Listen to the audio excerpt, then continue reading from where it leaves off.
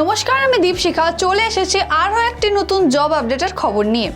আজকের খবরের বিশেষ আপডেটে আমরা নিয়ে এসেছি এক দারুণ সুযোগ আপনার ভবিষ্যৎ গড়ার জন্য।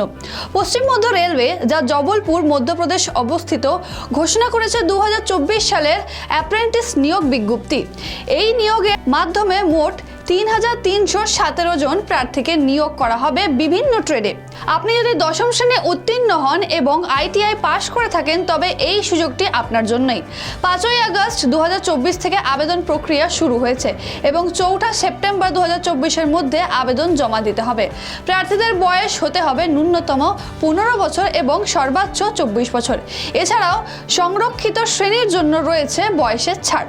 এখানে বেতন হবে অ্যাপ্রেন্টিস অ্যাক্ট 1916 অনুযায়ী নির্ধারিত মাসিক স্টাইপেন্ড।